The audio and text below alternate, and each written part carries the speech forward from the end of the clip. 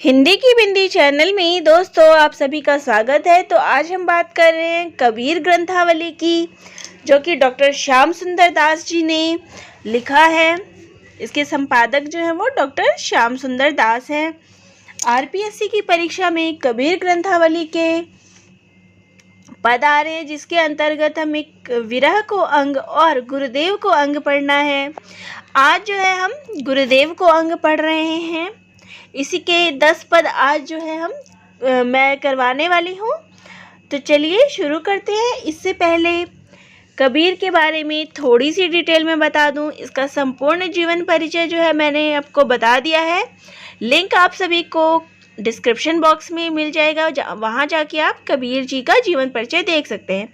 यहाँ मैं छोटा सा एक बता देती हूँ कि कबीर दास जी जो है वो भक्तिकालीन युग में ज्ञानाश्रय शाखा के जो है वो ज्ञानाश्रय शाखा के अंतर्गत जो निर्गुण काव्य धारा है उसके प्रवर्तक के रूप में जाने जाते हैं।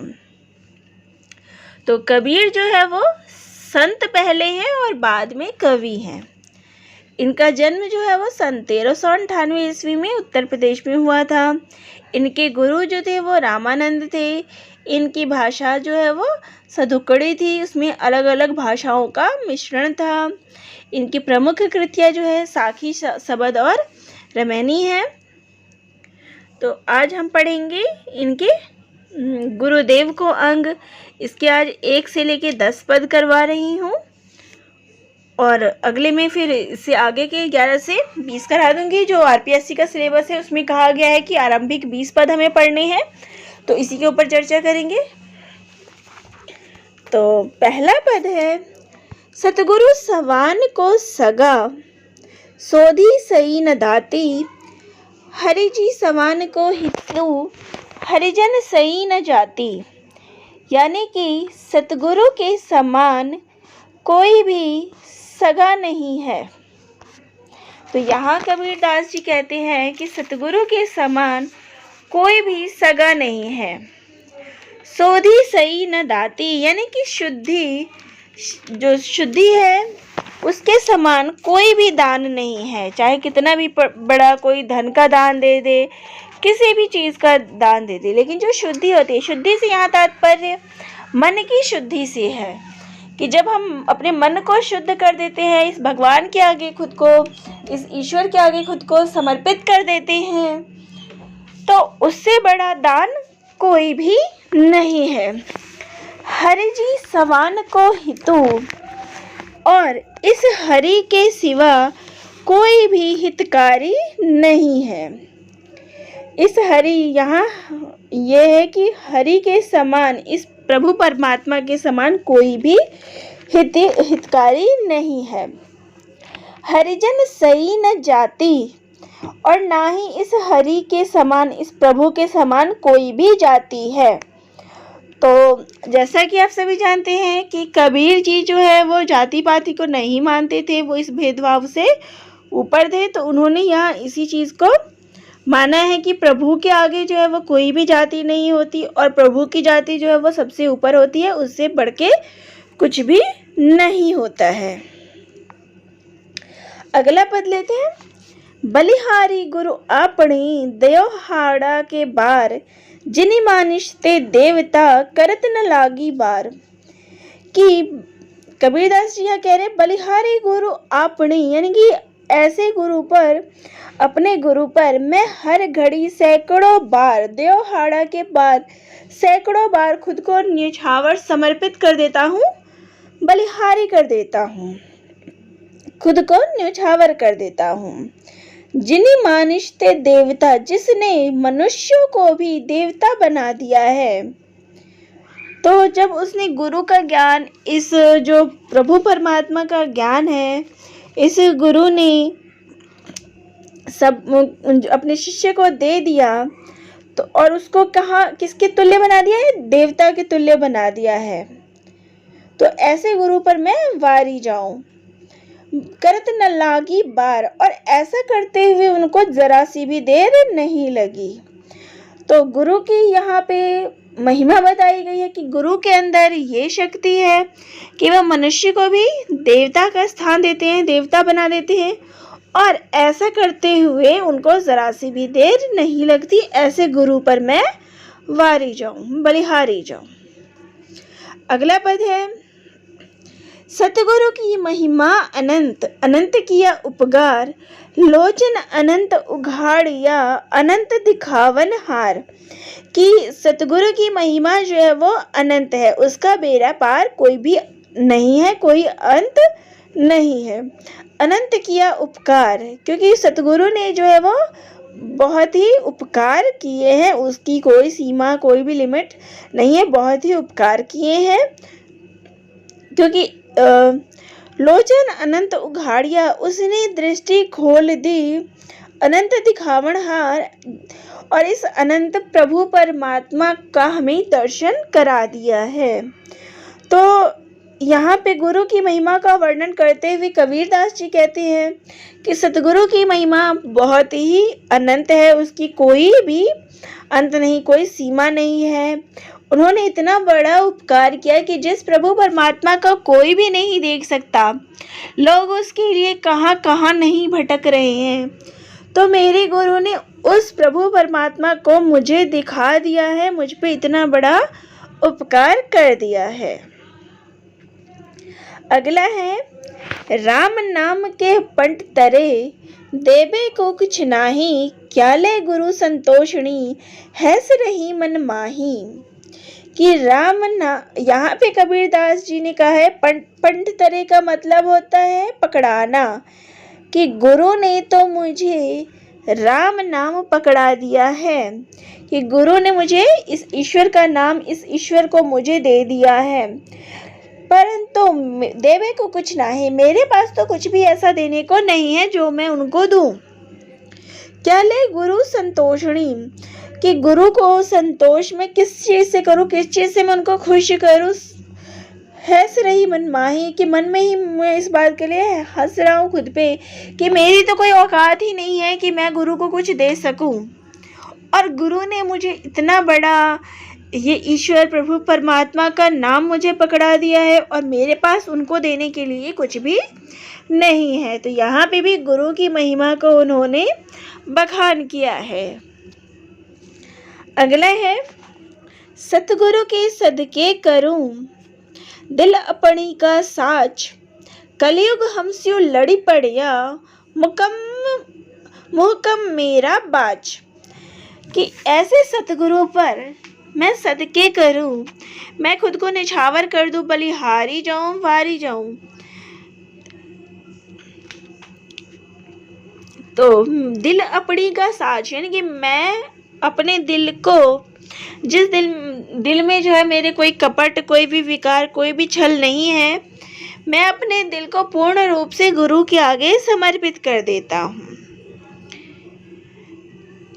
कलयुग हमसे लड़ी परिया, कि ये कलयुग भी मुझसे लड़ने को आ रहा है, मुझसे लड़ रहा है, लेकिन मुझे पूरा भरोसा है कि ये कलयुग भी मेरा कुछ नहीं बिगाड़ सकता, क्योंकि मेरे पास गुरु नाम का साथ है, इतनी बड़ी शक्ति है मेरे हाथ में, गुरु है मेरे साथ में, तो ये कलयुग भी मेरे से कुछ नहीं कर सकता। और ये गुरु का जो ज्ञान है, मुझे इस कलयुग से, इस माया मोह से, इस दुनिया के जो ये विकार हैं, माया मोह, इनसे, ये गुरु का ज्ञान मुझे इनसे बचाएगा। तो ये कलयुग भी मुझे कुछ नहीं मेरा बिगाड़ सकता, वह मुझे गुरु का ज्ञान यहाँ पे इन सब बुराइयों से मुझे बचा लेगा। तो गुरु के ज्ञान में ऐसी ताकत होती है। अगला देखते हैं, सतगुरु लई कमाण करी, बाहण लागा तीर, एक जो बामा प्रीति सु, भीतरी रहया शरीर। कि सतगुरु ने कमान अपने हाथ में ले ली है, बाहण लागा तीर, और बहने लगा है तीर, यानी कि सतगुरु ने जो है वो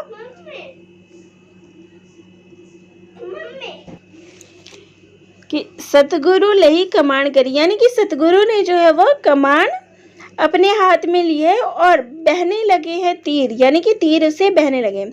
कि सतगुरु ने उपदेश देना शुरू किया है और बाहन लगा तीर यानी कि शब्दों के बाण। यहाँ पे जो उनके उपदेश है, उनके ज्ञान है, वो बह रहे हैं। एक जुमा बहमा प्रीतिसु, एक ऐसा बाण आया है जो मेरे शरीर के अंदर घुस गया, यानी कि उनके द्वारा जो विचार, जो उपदेश ज्ञान आ रहे हैं वो मुझ पे तीरों की तरह बरस रहे हैं। और उनमें से एक ऐसा तीर निकला है, एक ऐसा विचार आया है जिसने मेरे शरीर के भीतर प्रवेश कर लिया है और बाहर नहीं निकलेगा अब वो। अगला देखते हैं। सतगुरु सांचा सूरिवा सबद जुबाहया एक, लागत ही भे मिली गया पड़िया कलेजे छेक। कि सतगुरु जो है वो सच्चे वीर हैं।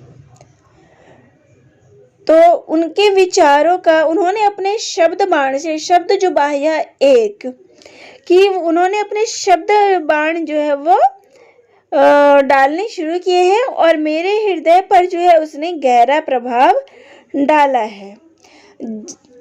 पढ़िया कलेजे छेक, उनके द्वारा जो विचार आए हैं उसने मेरे कलेजे पर, मेरे हृदय पर बहुत ही गहरा प्रभाव डाला है।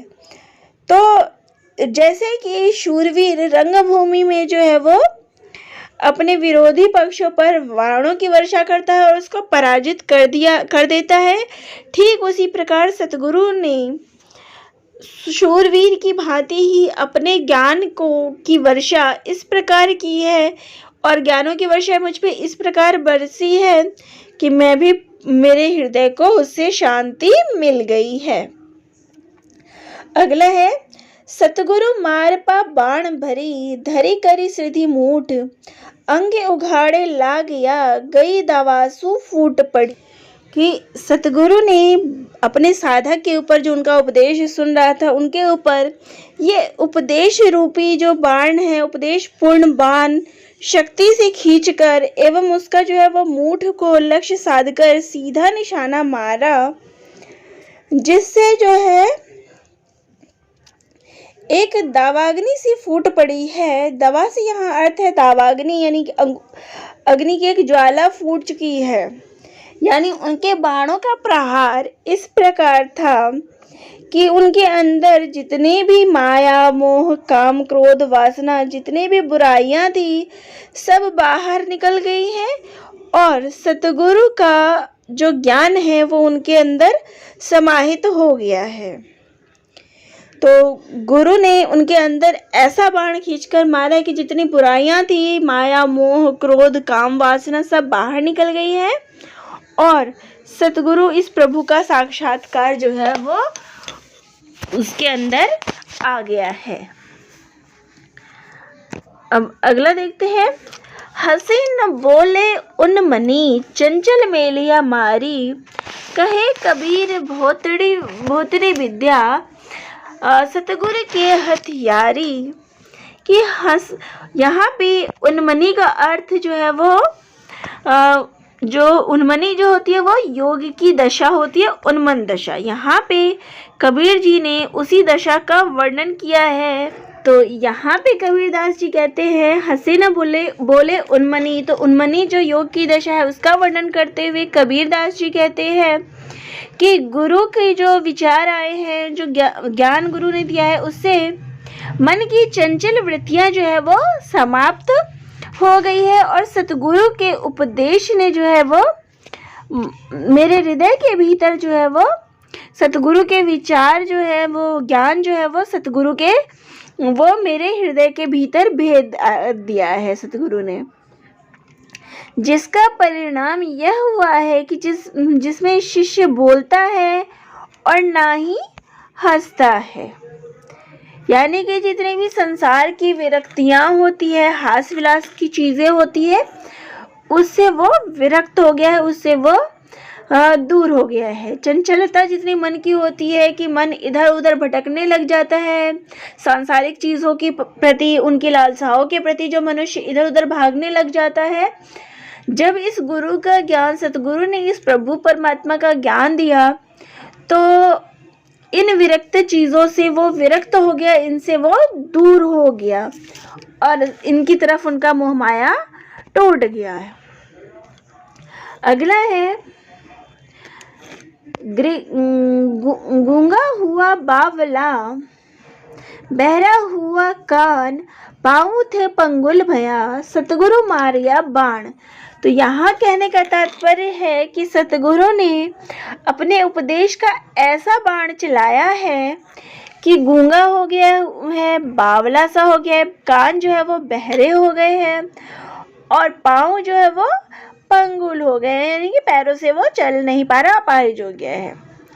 तो ऐसी उसकी दशा हो गई है। यहाँ कहने का मतलब ये नहीं है कि मनुष्य जो है वो वास्तव में गूंगा, बहरा और बावला हो जाता है ज्ञान से, बाण मारने से। नहीं, यहाँ पे कहने का तात्पर्य है कि सतगुरु ने अपने ज्ञान रूपी जो बारिश की है उससे मनुष्य जो है वो जो कबीरदास जी है वो कहते हैं कि उससे उनके व्यवहार में इतना परिवर्तन हो गया है कि वो दूसरों की बुराइयां बोलने के लिए उनके मुख जो है वो गूंगा हो गया है। वो सिर्फ गुरु का ज्ञान ही जपते हैं, गुरु का नाम ही जपते हैं। बहरा हुआ कान, कि कान जो है वो दूसरों की बुराइयां नहीं सुनते हैं। अब उसके लिए कान क्या हो गए हैं? बहरे हो गए हैं। फालतू बातों की तरफ उनके कान बिल्कुल भी नहीं जाते हैं।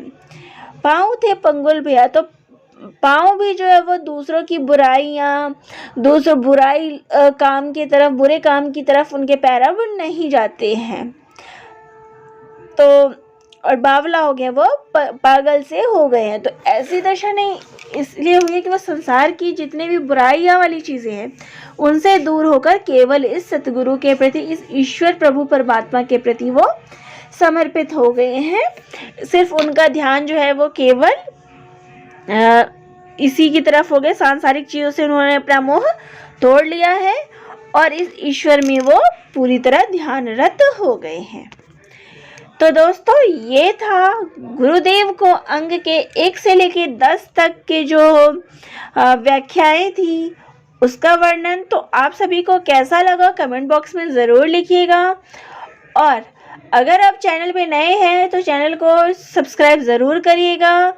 आपकी भी कोई कन्फ्यूज़न हो, कोई कुछ पूछना चाहते हो तो कमेंट बॉक्स में कमेंट ज़रूर करिए ताकि मुझे पता चल सके आपकी क्वेश्चंस क्या हैं, आपको किस चीज़ में, किस विषय में समस्या है, तो उनका समाधान यहाँ पे करने की कोशिश कर सकूँ। और इसी प्रकार से नए नए वीडियो देखने के लिए चैनल को लाइक, शेयर और सब्सक्राइब ज़रूर करिएगा। तो दोस्तों, आप सभी का बहुत बहुत धन्यवाद।